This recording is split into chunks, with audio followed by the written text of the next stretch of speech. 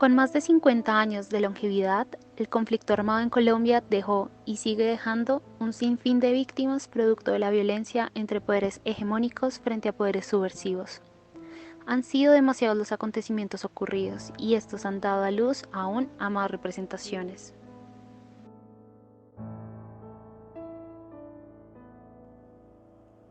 Este conflicto ha generado diversas formas de representación de la violencia, informes, estudios, canciones, libros. Sin embargo, hay una que, si bien no es la más reconocida, ha adquirido un papel considerable en la forma en la que se muestran los hechos, y es el teatro. Esta forma de arte se ha situado como una herramienta emergente en el campo de nuevas narrativas que buscan visibilizar el conflicto y, además, intentando que las víctimas hagan frente al duelo. Estoy aquí para decirles, para contarles que en Colombia, en el mandato de Álvaro Uribe Vélez, siendo ministro de Defensa Juan Manuel Santos, fueron más de 6.800 ejecuciones extrajudiciales. Una de ellas, la de mi hijo.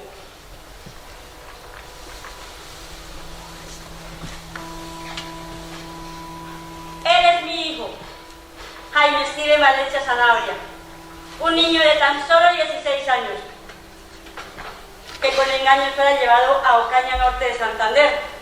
Allí la Brigada Móvil 15 del Ejército lo asesinó. Lo tiró a una fosa común, como NN, y acusado de ser narcoguerrillero.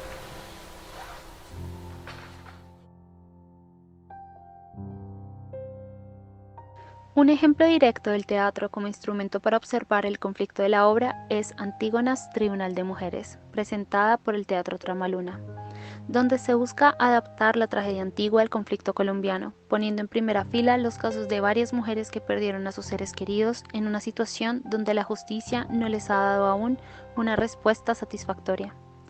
Así, toman el contenido de la obra de Sófocles y cuentan sus historias particulares teniendo en cuenta elementos del propio dolor de Antígona, como el no poder santificar ni sepultar el cuerpo de su familiar. De esta forma, el guión no solo busca contar las historias de las mujeres, sino que decide integrarlas como actoras participantes dentro de la representación teatral. Así, en el escenario, además de las actrices profesionales, se encuentran familiares del genocidio de la Unión Patriótica, de la persecución del DAS y de los mal llamados falsos positivos. Gobierno de Belisario Betancourt y las guerrillas de las FARC. A la Unión Patriótica la exterminaron por ser una alternativa real de poder y de gobierno. Mucha gente que nunca había participado en política se sintió identificada con las propuestas de la UP. En las elecciones de mayo de 1986, la Unión Patriótica eligió 5 senadores, 9 representantes, 15 diputados, 351 concejales y 23 alcaldes. A la mayoría de ellos los asesinaron, a otros más los desaparecieron y muchos tuvieron que irse al exilio. Los crímenes contra la Unión Patriótica, gracias a la Corporación Reiniciar, han sido reconocidos ante la Corte Interamericana como un genocidio. La representación de la violencia ante los conflictos mediante la tarea artística, bien sea performativa, pictórica o literaria, cumple por tanto el papel de conservar y expresar otras memorias que se han visto estructuralmente silenciadas por un discurso hegemónico institucionalizado, que relata una versión única y correcta de la historia. De esta forma se puede intentar observar el teatro como una alternativa narrativa ante discursos establecidos que han sido preponderantes.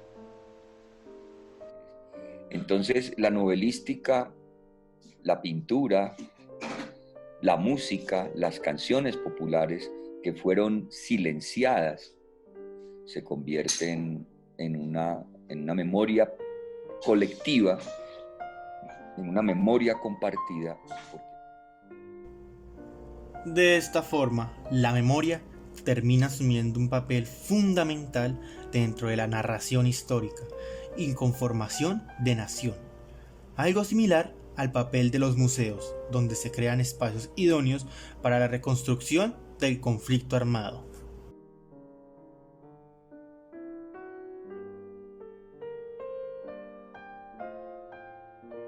Es por esto que se termina considerando la memoria como una parte fundamental dentro del arte que busca formular discursos sobre la violencia, ya que termina dándole un papel central a la figura de la víctima. Sin embargo, ¿esta figura de la víctima siempre ha sido empleada de la misma forma por los artistas? ¿Acaso la manera con la que se termina trabajando con ella afecta el modo con el cual se dan las representaciones? Entonces uno más bien ve como un desplazamiento, no solo en esta situación de las víctimas, sino lo que conoce como el giro antropológico del arte, por ejemplo. Y es que más que el arte en un sentido moderno, es decir, donde aparece el artista como creador genial, es decir, como un creador individual y original, la noción de artista se ha pasado más como la de mediador, y la misma noción de arte que es moderna se ha transformado como en la de prácticas artísticas. Y en todo este contexto, y particularmente en el nuestro, la noción de público se ha desplazado hacia la de comunidad, ¿no? Entonces, en ese sentido, se transforma el mismo fenómeno creativo y las víctimas y los sobrevivientes ponen en evidencia que también tienen una capacidad o una potencia creativa, ¿no? Que tienen potencia creativa y que la creación no tiene que ver necesariamente con aspectos técnicos, con destrezas especiales, sino con la capacidad de producir sentido a partir de algunas formas. Este tipo de nuevos discursos emergentes encuentran en la expresión un lugar propicio para divulgación y conformación de conciencia colectiva, que ha de estar íntimamente relacionada con la discusión pública. Pero para lograr esta discusión es necesario posicionar a las propias víctimas en un primer plano.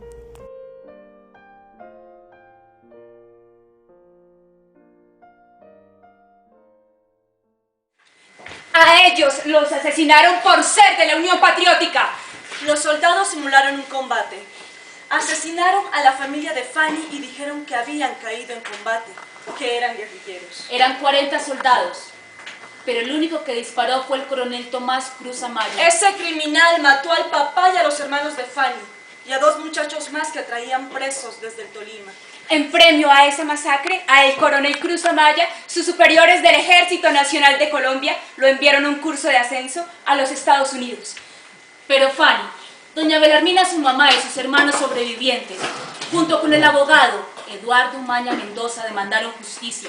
Y la justicia condenó a este criminal asesino a 34 años de prisión, pero lo declararon loco y nunca pagó cárcel.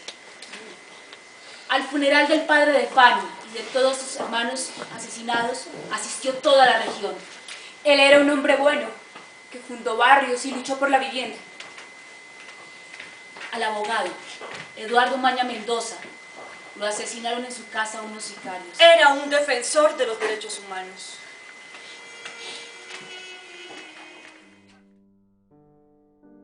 Entonces, teniendo en cuenta que ya se observa la importancia del teatro como un recurso de construcción de memoria y creación de narrativas alternas, uno podría intentar establecer una relación entre el dolor de la persona frente al monumento que permite que ésta haga frente a su propio duelo. El dramaturgo español Alfonso Sastre una vez afirmó que hacer teatro es una forma de implicarse en la vida social y comprometerse en las luchas de una sociedad. Sin embargo, ¿qué tan cierta es esta idea? ¿Es verdad que la representación teatral puede aportar a las luchas colectivas e individuales de las comunidades? ¿Puede el teatro ayudar a las personas y permitir que éstas superen las experiencias traumáticas por las que pasaron?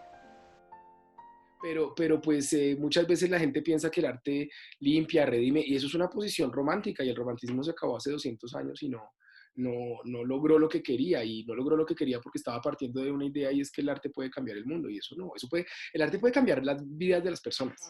Sí ayuda a que los directamente involucrados en los actos violentos pues puedan limpiar un poco sus culpas. Y eso no es sus culpas y sus dolores y sus angustias. Y eso tampoco es nuevo, es la catarsis de Aristóteles, que es una de las primeras funciones del arte tradicionales. Si bien el duelo está presente allí, lo que se pone en evidencia es que las prácticas artísticas ayudan a simbolizar la pérdida, pero esta simbolización no tiene la potencia de llegar a ritualizar la muerte. porque sin duda para ritualizar la muerte se necesitan los restos o el cuerpo para hacer el ritual fúnebre, para separar el mundo de los vivos del mundo de los muertos.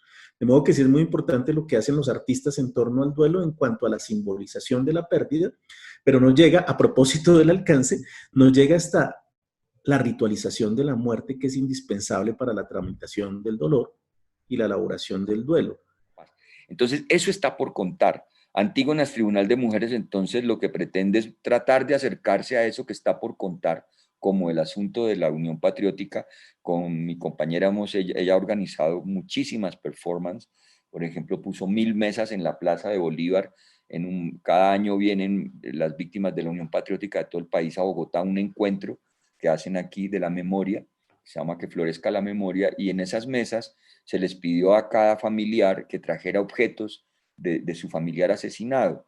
Entonces trajeron, y hacer una instalación. Es una de las performances más hermosas que se han hecho en Colombia, más bellas estéticamente, donde la gente misma hace su instalación en cada mesa. Cada familia tenía una mesa de su familiar y allí pusieron un telegrama, un reloj, un libro, una corbata, una camisa, una cosa de una hermosura, una hondura poética tremenda, de transformar el dolor en fuerza y en memoria poética, en una imagen muy potente, en la Plaza del Poder.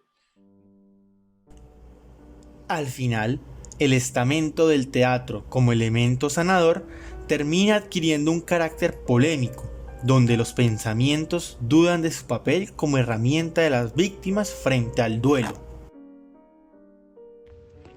No obstante, es menester reconocer la validez de este arte como recurso narrativo alternativo, ya que, como se ha evidenciado, sí ha permitido reproducir las versiones de aquellos que en carne propia vivieron el sufrimiento, el dolor y la desesperanza tan característica del conflicto armado. Y la obra de Antígona, a pesar de su antigüedad, sigue reflejando valores y sentimientos que se pueden aplicar a nuestra realidad.